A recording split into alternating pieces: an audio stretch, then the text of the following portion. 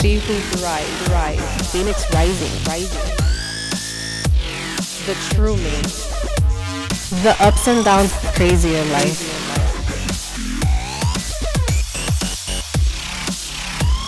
So take this journey with me.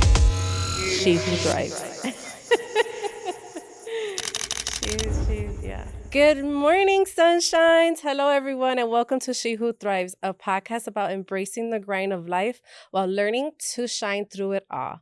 I'm your host, Janell Borrero, and before we begin, I want to ask you to please subscribe, follow, rate, and review. I've been reading the reviews, so please review. I really appreciate your love and support with all these episodes.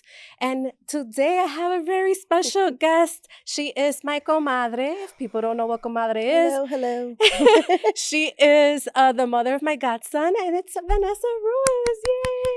Yay! Thank you. So, thank you for coming today. Thank you. This was rescheduled because they got lost and went somewhere else when we Yeah, definitely. when we originally had scheduled this. But she's here. I'm excited that she's actually she came. We're both kind of scared. So nervous, we're and nervous. it's weird. Yeah, and it's weird because it's just like talking to my comadre. Yeah. Don't start crying. No. Definitely, I'm okay. I think it's more because I've been nervous more because it's like we haven't had this conversation, really. Because like every time I'm like, I'll text you, and then you're like, save it for the podcast, and I'm like, we haven't talked. We have a lot of conversations. We've been knowing each other for how many years? 15. Yadi's 15. 15 years. Oh, yeah. 15 you were pregnant. Yeah. So 16. Yeah. Yeah, you were pregnant when I met you. So today we're really coming on to talk about we grew up in the same neighborhood. We just didn't know each other. Yeah. And married into the family, and that's how I met her. And then we became friends outside of being family by marriage. And we have a lot of similarities. Yeah. So she's seen me go through a lot of stuff. I've been there with her with a lot of things as well. And recently, she discovered another part of her life. So it's been a journey for her. Definitely. And besides, she's been in the dental industry for so many years. I try to push her to become a dentist, and she just never wanted to. I didn't want the but now she's dabbling into entrepreneurship as well. Yes. So she's doing that. So I'm excited because I'm always excited for anyone to go through the entrepreneurship journey. But trying to go through that journey, I always tell people, well, now me especially learning on my own, that you really have to heal all of your childhood traumas. Definitely. To be able to go to the next step and grow and get out of that comfort zone. So she's been really trying to do that. Yeah. Really trying to heal certain parts of her life so that she can move on. But there's many people in our lives that will not understand it when you're trying to heal.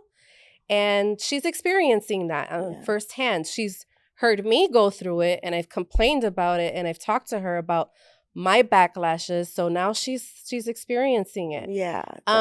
So growing up, she knew I knew my dad, but I didn't know my dad.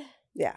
And so she understood that because she had a dad in her life, but he wasn't her biological father. Correct. And then trying to make it a long story short, my mom. We may need the long version. Just yeah. Okay. So first of all, the father that raised you.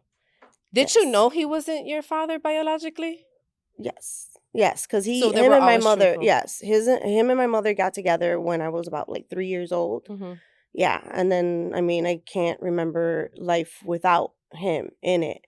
But it was challenging because in the beginning when my mom met him, he said he only had one child. And then he came out with two. And then after that, one of his ex baby mamas passed away, and then here comes what, 4. So in total, that he has, with counting my sister, my younger sister, who's 8 years younger than me, there is 13 step. That's counting you. No, No, that's just that's okay. counting my step siblings and my His sister. biological His children. biological children is 13. With myself and my cousin who was raised, that's 15. So he always says that he has 15 kids. So yeah, it was challenging.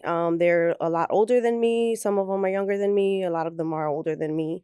And around your same age. And around my same age. Yeah. So Mhm. there's, and then from my bio dad, I always knew that there was 2 older siblings Mhm. and 2 younger siblings, with the same woman, like his wife. Mhm. So I don't know. It's been a ride. There's been a lot of childhood trauma. One of my older brothers, stepbrothers, um, got shot at 18 in the head. And thank God he survived. I was about maybe 7 or 8 years old, and it literally, I don't think about it much, but now as an adult, and now like seeing him because he just lost his wife, I think about it. What do you think about that? First of all, First of all, first, what was the reason? Was that just like a random act of drive-by when he got shot, or was he no. targeted? Actually, what happened was my dad and my mom, my stepdad and my mom told him, like, you're 18, you're about to be 18 years old, you got to go to school, you got to get a job, you got to do something with yourself. Mhm. He didn't want to do that. He wanted to be out in the streets, hanging out, gang banging. So my dad kicked him out. And So then, hold on. For anyone that doesn't know, she's also from Chicago. She, like I said, she grew up in the area yeah. that I grew up in, hmm and it's very back then was very rough. It's still rough right now. Yeah. But So being in the Hispanic world in that area, we if you're were, not in school and being busy, then you will turn to the streets. yeah. So Yeah. So he went and he left the house, and then he was staying with a friend. Now that friend lived in a rival gang's neighborhood, and him and my brother had like, they looked alike, and it was winter. mhm, So it was snowing, it was dark, and they sat there and they called out his friend's name. He turned around, because he was staying with that friend, mhm. and my brother's the one that got shot. Thank God he survived. But when he survived, like, he lost his eyesight in one eye. He has epilepsy now. I'm not gonna say that he's immature or has a disability He like didn't that. develop that. Yeah, Yeah. he's still like at 18, Mhm. the age of 18. But there was moment we learned how to read together again because he had to learn how to speak again. So we used flashcards. I would have to help him like eat sometimes and stuff like that. And then at the same time when he got shot, my mom found out she was pregnant with my sister. So I was so happy because finally I have a sibling that comes from the same mom and like the same blood. Um, but then it just turned into more of Just say it. Don't hold anything back. Just say it. it turned more into like she was the favored child, and Mhm. she still, I love my sister. She's my sister, but we were parented different. We grew up in the same household, same parents, but we were parented different. And it was more because I feel like, I was the child of that Mexican guy, which is another thing that I was very ashamed of. And you know it, like, So, growing up in Chicago, there's been like a major rivalry between Puerto Ricans and Mexicans. yeah. Puerto Ricans hate to be mistaken for Mexicans and vice versa. hmm So when I found out that her biological father was Mexican, of course I messed with her all the time. Yeah. Um, but when did you find out that someone else was your biological father, or you always knew I always about knew. him? Yeah, I always knew. My mom sat there and she said that She really didn't say much. She didn't say much about it. She was very short about it. It was he was married, he had two other kids, and that one day when she was 6 months pregnant, they were living together, and she came home and found a note and said that he couldn't do it anymore and that he was gonna leave. Um, She was still I pregnant of you. Yeah, she was still pregnant with me. I sat there and always thought that he left to go back to his family, like that they, because that was another thing too. Like years later, it wasn't my mom that told me, it was one of my aunts that told me that my grandmother, my maternal grandmother, went to my paternal grandmother's house, and like that my paternal grandmother sat there and said, we are not going to taint the blood. We're not going to taint our Mexican pure blood with a Puerto Rican. So my grandmother was like, she, don't She have did. nothing to do with them, blah, blah, Yeah. blah. But my dad did want to be with my mom, and he was living with my mom. And then years later, actually, just this April of this year, um, well, let's say in 2014, they found my mom on Facebook, my sister, my older sister. Then she sat there and communicated herself with me. I've seen her a couple times. I haven't seen my dad. And then like he wanted me to meet his mother, and I had told him that I didn't want to meet her, and then like I guess it just built a barrier, a wall in between us, and he just stopped contacting me. Before you go ahead with that, a lot of people that grew up with their parents don't understand those of us that grew up without our father in our life. We tend to question our own identity. Yeah. We tend to question why we weren't good enough for them to stay in our life. Yes. My dad left when I was probably like 4 or 5 years old, and I didn't see him again until I was 16 years old. Yeah. So I never understood it. I never understood why anything ever happens. I only got my mom's side of the story. And it's the same thing with you. Like, you only got your mom's side of the story. Very vague, very little vague. bit.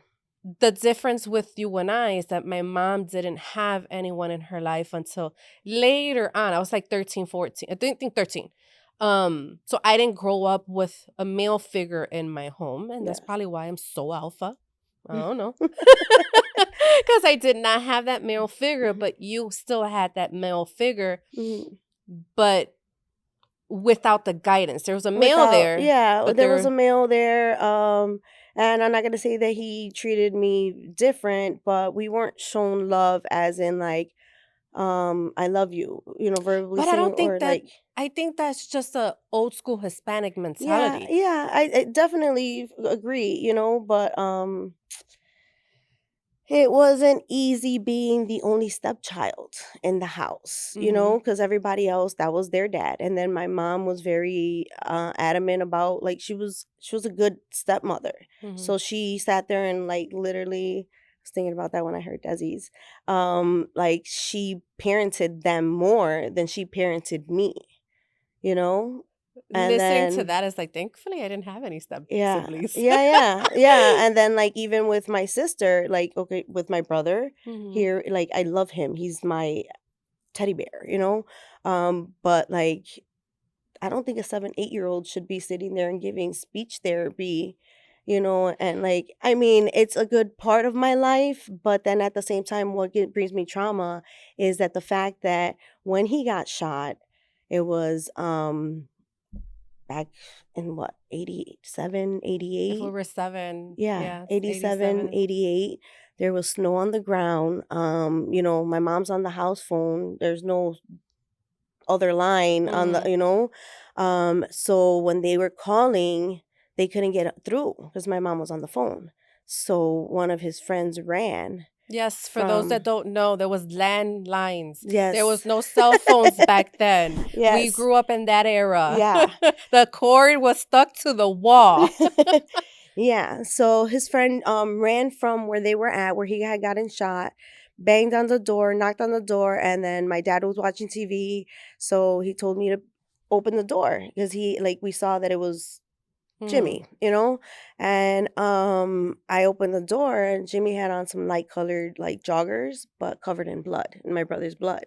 So now, since then, Jimmy like joined the army, and he's retired from there, but like he'll call me every once in a while, with like a flashback PTSD, like that he's having dreams and that what he sees is my face opening the door and him covered in blood.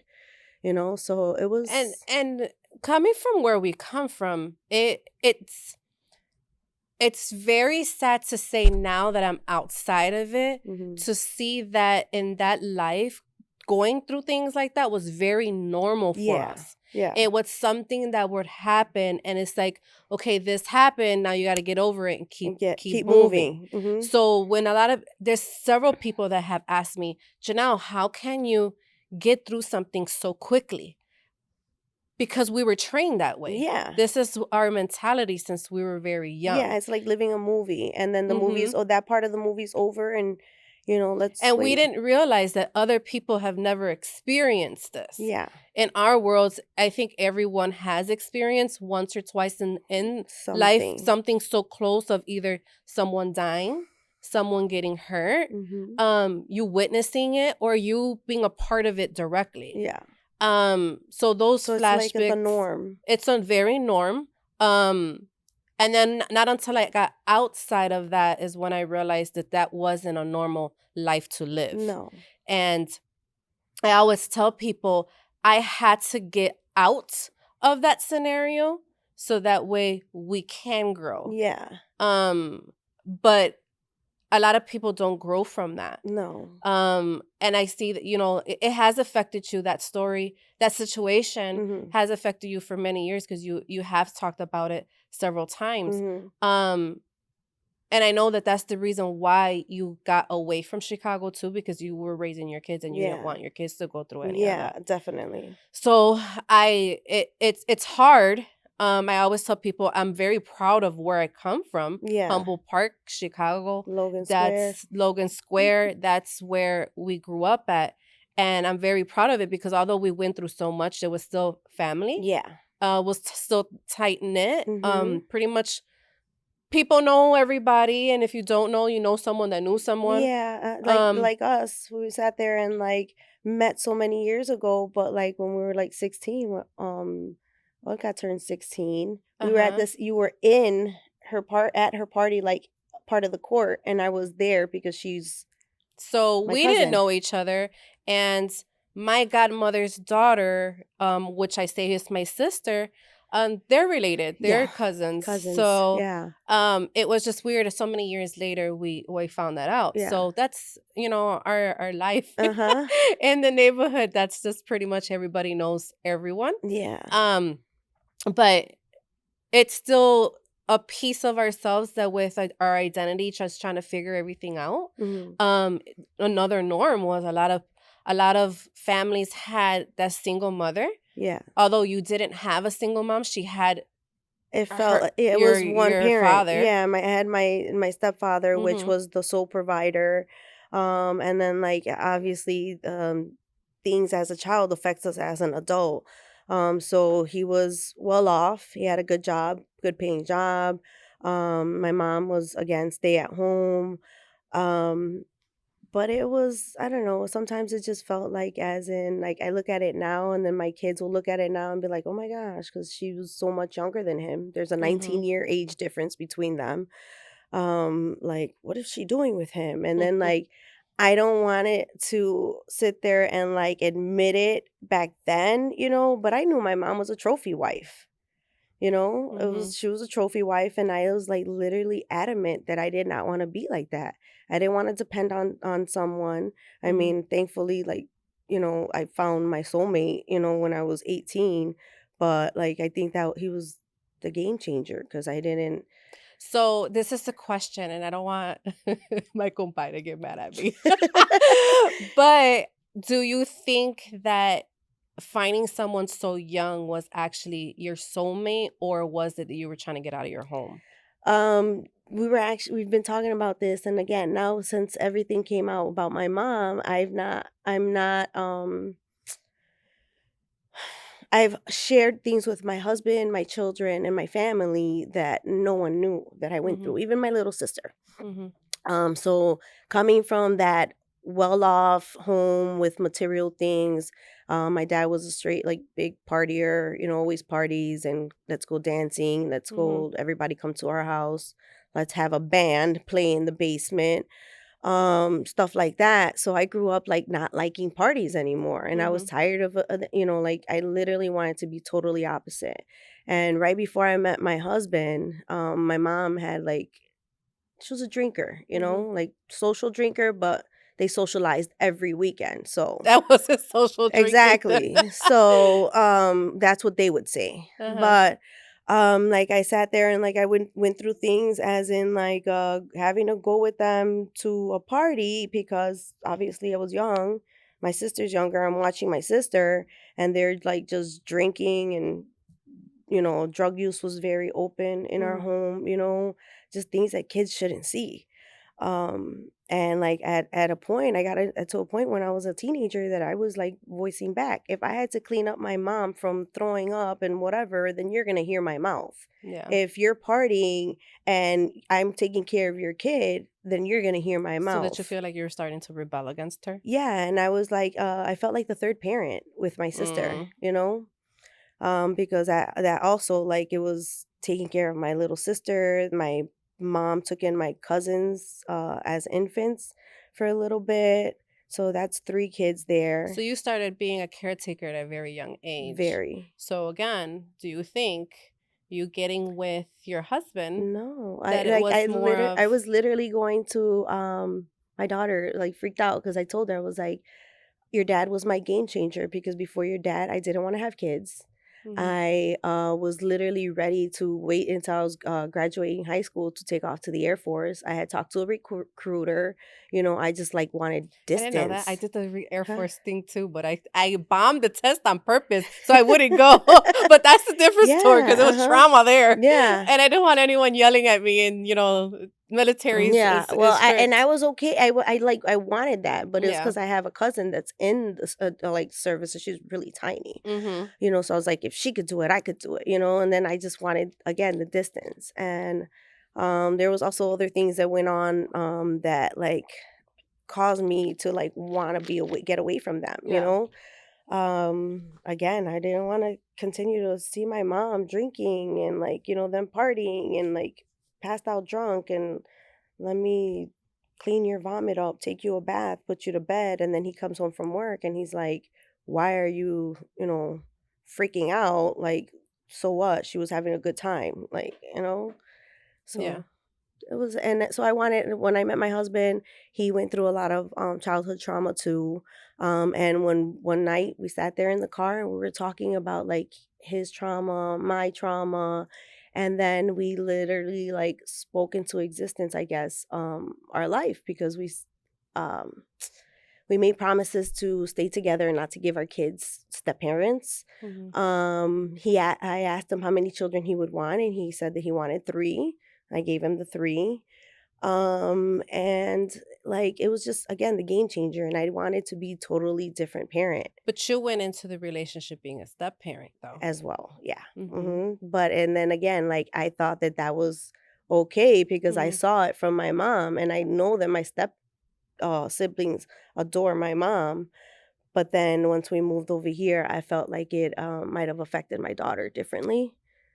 So, well, she does. She says it affects her differently, Yeah. because she felt like I gave them more, and I don't want to do that. I didn't want to do So that to maybe her. it's something about step parents that they overcompensate with the stepchildren because they want to make them feel comfortable. Yeah, Maybe. yeah, but I'll say this now though, after, because again my youngest is 15, Mhm. my daughter's 24, my son's 20, so like, and my stepkids are in their 30s already. Yeah.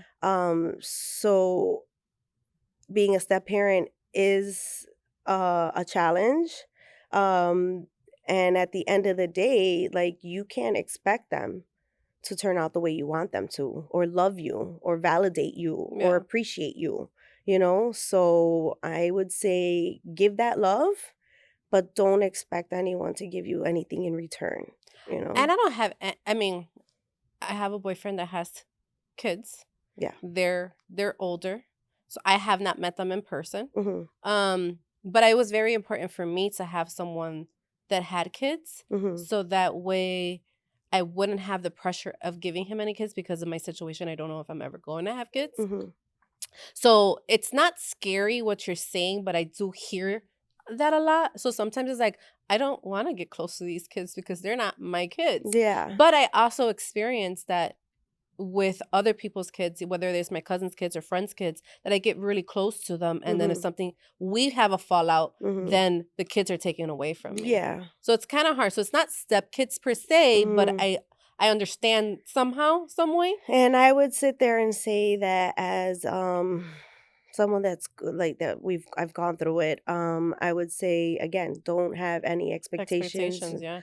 on like the reciprocating the same energy and the same love and devotion that you're giving that person. Yeah. I think I don't want to do that. Yeah. It's like I say it this way, and I've told him too.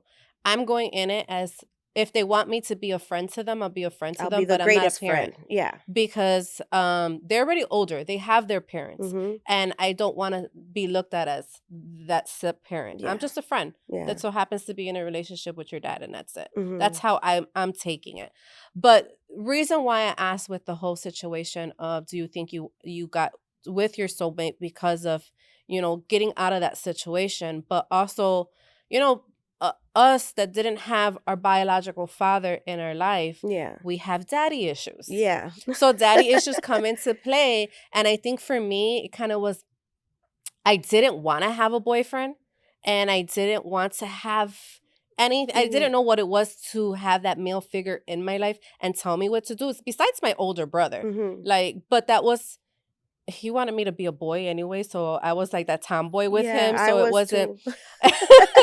So it's having that situation comes into play, because then now, after so many years, questioning your identity and questioning where your dad went, now you're starting to build a relationship with him. Yeah. And I know you rebelled against your mother for a lot of things that happened in the past. Yeah. But now are you being resentful towards her because of your dad, your biological dad?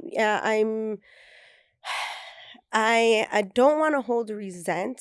I don't want to, but I am angry because again, like I finally sat there and like started talking to my sister, developed a relationship with my sister, but your sister from your from my side. father's side, from my bio dad's side, which is crazy because even though we talked here and there over the years, we never sat there and like I never questioned them. Like I was always one of those, like, that's changed too, that I've like, I'm not questioning you because I don't need to know about you and you don't need to know about me, so I wouldn't get into detail. Yeah. But like in April, before I went to Chicago to go visit in April, I had talked to her. She had told me that she decided to have our dad move in with her because he was fighting depression and she was going through a breakup, and that she needed the help, like him being there with the kids.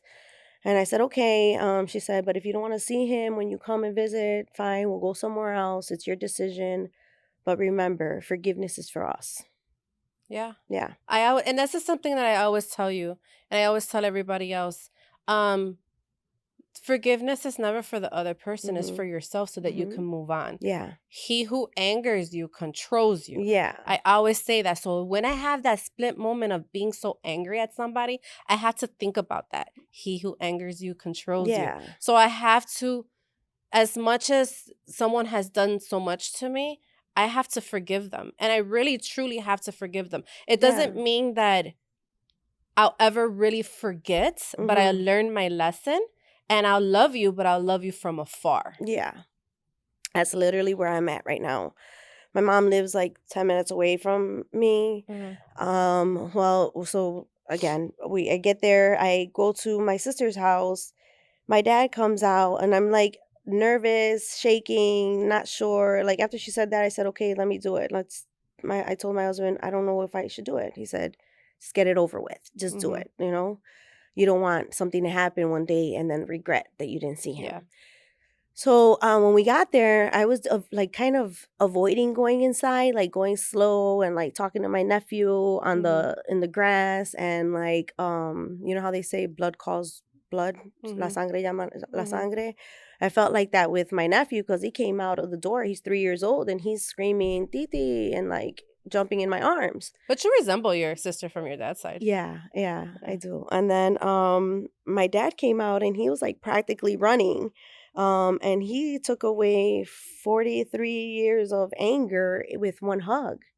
And then he sat there and like I went over there to talk to him, my sister had said something to me like, Dad's not angry for the decisions that were made. And he's not resentful in any way. And I'm like, why is he resentful? Right. Why is he angry? So when I went over there and then like we just started talking, I told them, I don't know much. I know that you left a note when she was 6 months pregnant and that you left and that you went back to your wife and you had 2 other kids. And he said he did leave, but that he didn't leave just my mom. He said he was 24, 25 years old. My mom was 19 at the time, and his wife was like 18 at the time. My brother was 2, and actually, my sister and I are 7 months apart. So. Is it like the novela back in the day? Yeah. Do you remember the novela back in the day? Dos mujeres en un camino. Was it that? Yeah, was that the name? Yeah, that's. Yeah, so like they were 7 months apart, and my dad said that what happened was that he did leave, but he left everybody. He wrote 3 letters. He wrote my mom a letter, his wife a letter, and his mother a letter. He said that he got paid one Friday. He gave money to his wife and paid my mom and his bills and gave money to his mom. He had $100 left. And he said that he went to the bar, got drunk, jumped on a bus, and went back to Mexico. So he left all of us. And the only reason he came back, he said, was because he didn't, his brother called him and said, look, we don't know if she had a boy or a girl. And your daughter is in the hospital. She was in the hospital for like 3 months, my sister. So he came back. He said he was in my life for until I was about 3, you know. Talked about how he went with my mom to take me to the doctor to get cast on my legs. He just knew things, you know. And then he sat there. So your mom was saying he wasn't in your life, but he said he was up to a certain point. Until I was 3. He said that he would go and see me at my mom's best friend's house, her Comadre's house, and stuff like that. And that I think sometimes too, you not knowing that situation, our parents tend to try to cover certain things up to protect us. Yeah. And us as adults, we may not see it that way. I saw it like that all my life. And she always said, I wasn't gonna let him come in and out of your life and like cause damage. So I felt like so proud of that. And then like again, my mom didn't even put my dad's name on my birth certificate. So like it was a lot of things. I was like, damn, he really didn't want me, you know? And then he sat there and he said that it wasn't like that. And then he said that he was in my life until I was 3, and that her new husband, my stepdad, sat there and gave her like an ultimatum. Like, you know, she doesn't need you. She doesn't need him. Well, I think and this is playing devil's advocate maybe. He had his wife. And he had his kids. And then even after you, he had more kids with his wife. Yeah. So he went back to her because my mom literally like he knew where I lived, but then he didn't. But then this is also what we do. Yeah. Like we make excuses for what men have done in their life, even when men have 2 different women in their lives. Yeah. We make excuses for them and not realize that it was fucked up. Yeah, it was. And especially 2 young ladies, like your mom and his wife. And then he's in his 20s and he's screwing around with the brain of two women. Yeah. And it's really messed up. So But the crazy thing is that like my mom, he said he was open with my mom. My mom knew about his wife, you know, and then when she went to have that conversation with his mother, you know, that he said that she told them like, as long as he wants to be with me and he's not gonna leave me, I'm not gonna leave him. So like she was, and he said that actually this was the crazy part. This was like the turning point, that they had a conversation about my mom was pregnant. He saw himself like he didn't want to leave his two kids, you know, behind or whatever. So they had planned and bought like a van, and he was gonna kidnap my brother and sister, and my mom was gonna like be they were the gonna accomplice. yeah, they were gonna leave to Mexico, and that I was gonna be born over there, and they were just gonna stay over Can there. you imagine if you would have been born in Mexico? I know. You little Mexican. This is my body mix now. Uh-huh. Yeah. So I was like, what? And like my mom just made me feel all my life that like they just had like a fling, you know. And he said that they It were was together. more of the relationship. Yeah, they were together for 2 years. And he said that she didn't want to have kids, that she was taking birth control. Well, maybe in her head that was a fling. Yeah. I don't know. Well, that she was taking birth control, and Yeah. then all of a sudden, like, you know, the wife is pregnant, so now you get pregnant, you know. He was, because we're literally 7 months apart. So I don't know. I know you've been with your husband for so long, and I know I've been through certain things in my life that I was that other woman for a little bit. Yeah. And it sucked. Yeah. But then you in that predicament, you don't realize the damage you're causing yourself and also the other person that you owe nothing to. Yeah. But I see at that age, 18, 19, it's very hard to actually get out of that. Yeah. So I don't know if I can really blame your mom, because especially in our neighborhood, it was condoned. Yeah. And it still happens. Yeah, definitely. And it's still condoned. And it's okay for these men to do that. And it really sucks. Yeah. So because the ones that have to deal with it is the kids. And then now it's like what polyamory and the polygamous and things like that. I don't know I could ever do that. But no. like I said, I and for a little while I was that other woman. Yeah. But I also was in a relationship myself. So it was the vulnerability that kept me stuck in that situation that I am not proud of. Believe me, I am not proud of it at all. Yeah. So I'm sure your mom wasn't proud of it either. Now that she's older and mature, she may not be proud of it. And it may be something that she's embarrassed about. Yeah, definitely, because they don't want to mention it. She doesn't want to mention it anymore. But like, it's and I get it, you know. But like, if you're going to make these choices for yourself, then live it. Like, then own up to, own it, you know. And then at the same time though too, like I don't know, I just felt like I was all alone. I was in a house full of kids, full of others, but I was alone, you know. Yeah. And then like it sucks hard. Because and my sister's 8 years younger, you know. Yeah. But now I have a sister that's 7 months older. Do you see now yourself like healing from all of that you're one day willing to sit down with your mom and talk with her about something, or you're just like, okay, let's sweep it on the rug and just keep it moving? I don't want to do that anymore. I don't want to talk. Yeah, with her? It's always been like sweep on, you know. Oh, te hicieron eso, just don't worry about it. Ignore it. Push you know? through it and just push through it. It didn't happen. Leave it alone. But eventually, you're gonna sit down and talk with her. I honestly, this is me. Yeah. Approach it with no judgment. Yeah, well, because none of us are perfect. And no. In your relationship, there was a lot of things that are unconventional that has happened. Yeah. And you had to forgive and move on from it. Yeah. And I think it's something that we have to do for others as well, not only for them, but for ourselves, to really heal from it. Yeah. And you may not have that same bonds again with your mom ever. Yeah. But who knows?